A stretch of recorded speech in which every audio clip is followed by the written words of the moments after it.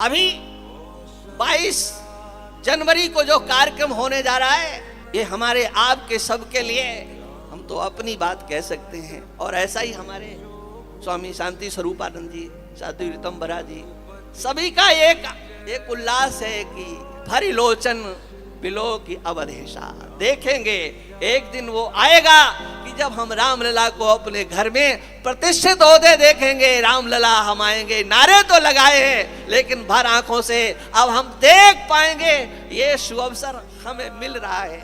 हमारे महाराज अनेक महापुरुष जिन्होंने संघर्ष किया, किंतु ऐसा सुंदर शुभ अवसर एक और, हम लोग सावधान रहें उन विधर्मी शक्तियों से जो आज भी षड्यंत्र करने में पीछे नहीं है। वो चाहे उज्जैन हो, चाहे इंदौर हो, मध्य प्रदेश या उत्तर प्रदेश हो, देश का कोई भी कोना हो, उन लोगों ने षड्यंत्र करने में कोई कसर नहीं छोड़ी है। इसलिए मैं समग्र देशवासियों से कहता हूं कि जितने उत्साह के साथ हमें 22 जनवरी का उत्सव मनाना है, एक दीपावली पुनः इस देश में होगी।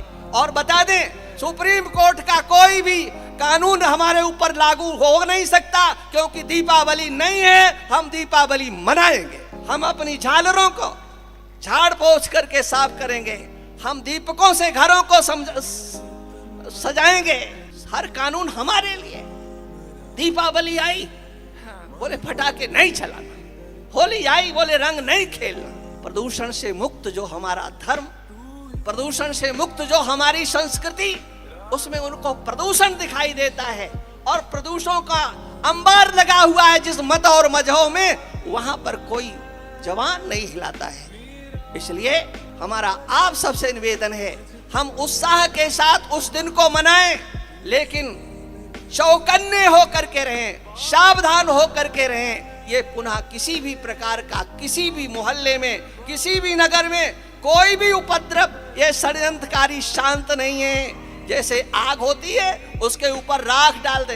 अभी मोदी और योगी यहाँ पर भी एक आ गए, ऐसे ही मुख्यमंत्री योगी जैसे, हाँ, वो उन्होंने उनको अपने श्री चरणों से दबा करके रखा हुआ है, रौंद करके रखा हुआ है, और वो इस प्रतीक्षा में है।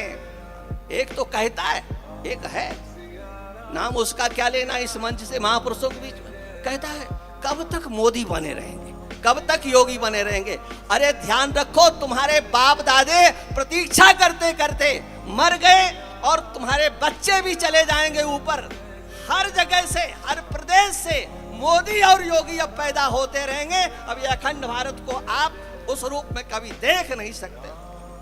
अभी तक सोचते थे कि एक योगी जी का बुलडोजर चलता है, और अब ये 3 मुख्यमंत्री 3 प्रदेश के बनाए, उनको वो सब वो योगी मॉडल।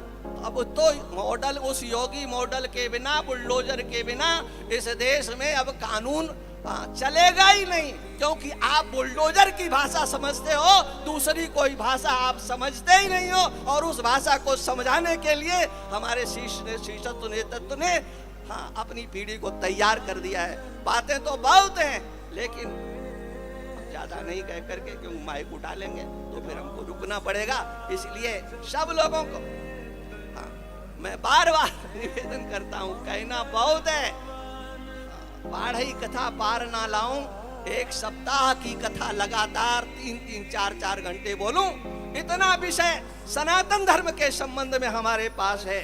निर्विवाद सनातन धर्म है इस धरा पर। आप सोचो, एक छोटी सी बात कहता हूं, थोड़ी सी, हाँ, नमूना दे करके बात को बंद करता हूं। देखिए, कहते हैं कि सब पूजा स्थल एक जैसे हैं, एक जैसे, सब पूजा स्थल एक जैसे। क्यों भाई, कैसे एक जैसे हो सकते हैं? देखो, जो तीर्थ यात्रा पर जाते हैं, जो भगवान महाकाल के दर्शन करने या वृंदावन या कहीं जाते हैं, कितना कष्ट होता है, श्रम करते हैं, श्रम उठाना पड़ता है, पैसा खर्च होता है, और अब तो हर जगह लाइन में लगना पड़ता है, हर जगह थक के खा करके वहां तक पहुंचते हैं, परेशानी होती है,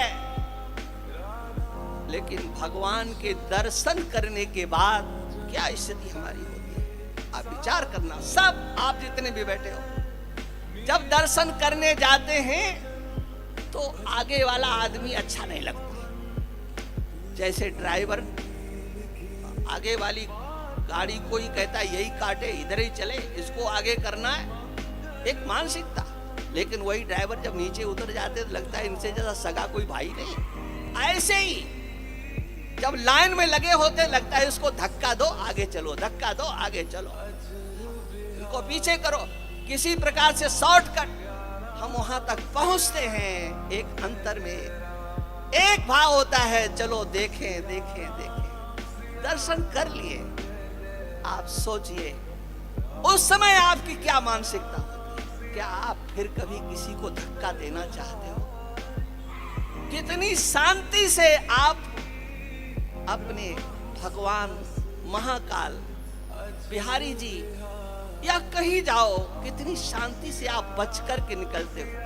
भगवान के पास जाने के लिए आप भले ही धक्का दे दो, लेकिन दर्शन करने के बाद आपके अंदर आता है संभल के चलो, संभल के चलो, संभल के चलो। यह है हमारे भगवान की पूजा स्थल की महिमा, जहां दर्शन करने के बाद अखंड शांति, अखंड आनंद प्राप्त होता है। और एक वो पूजा स्थल है जहां पर उसकी इबादत करने के बाद जब निकलते हैं तो कत्लेआम सड़कों पर होता है। सोचिए आप, हमारा भगवान उनका भगवान एक कैसे हो सकता है? हमारे पूजा स्थल और उनके पूजा स्थल एक कैसे हो सकते हैं? बातें बहुत हैं, लेकिन नमूने के लिए मैंने आपको थोड़ा सा कहा। इतना ही कहकर वाणी को विराम।